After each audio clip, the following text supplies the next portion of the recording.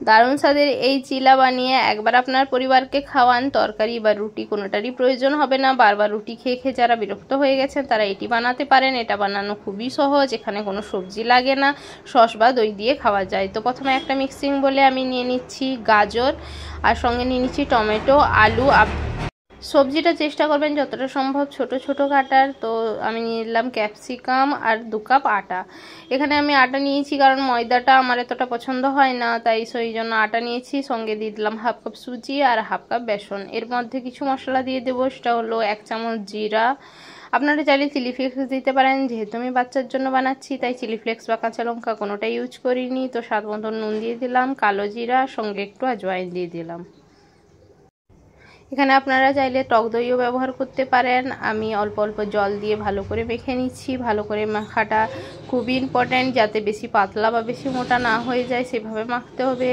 আপনারা চামচ দিয়ে অথবা চাইলে হাত দিয়ে খুব সুন্দরভাবে মাখতে পারেন। তো দেখুন থিকনেসটা এরকম থাকবে। কিছুক্ষণ রেস্টে রাখার পর থিকনেসটা একটু মোটা হয়ে গেছিলো, তাই অল্প একটু জল দিয়ে একটু হালকা পাতলা করে নিয়েছি। এরপর একটা তাওয়া নিয়েছি। চেষ্টা করবেন লোহার তাওয়া নেওয়ার, যেটা মোটার, কেননা ননস্টিকের তাওয়া একটু পাতলা হয়, যার কারণে উপরটা লাল হয়ে গেলেও ভিতরে যেহেতু সবগুলোই কাঁচা সবজি, তাই সবজিটা সেদ্ধ হতে একটু টাইম লাগবে।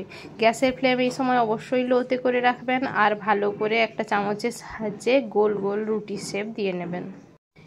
আমার এই চিলাগুলো মোটমাট ভাজতে কমসে কম 15 থেকে 20 মিনিট লেগেছে, কারণ সমস্ত সবজি কাঁচা ছিল। তাই আপনারাও দেখবেন যাতে সবজিটা ভালো করে সিদ্ধ হয়ে যায় ভেতর থেকে, না হলে খেতে কিন্তু একদমই ভালো লাগবে না। আবারও বলে রাখছি, গ্যাসের ফ্লেমটা অবশ্যই লোতে রাখবেন, কারণ গ্যাসের ফ্লেম যদি বাড়িয়ে দেন তাহলে উপর থেকে লাল হয়ে যাবে আর ভিতরে অবশ্যই কাঁচা থেকে যাবে। তো আমার চিলাগুলো রেডি হয়ে গেছে, খুব সুন্দর, উপর থেকে ক্রিস্পি, ভিতর থেকে অনেকটাই সফট হয়েছে। তো সবজিগুলো আমার সবকটা সবজি খুব সুন্দরভাবে সেদ্ধ হয়েছে। তো আপনারা ওইভাবে বানিয়ে নিন, বাচ্চাকে খাওয়ান। বাচ্চার জন্য খুবই হেলদি, অনেকটাই ভেজিটেবল থাকে, বাচ্চার টিফিনেও দিতে পারেন আপনারা। এটা খুবই সুস্বাদু খেতে হয়, কেচাপ বা দইয়ের সাহায্যে খেতে পারেন।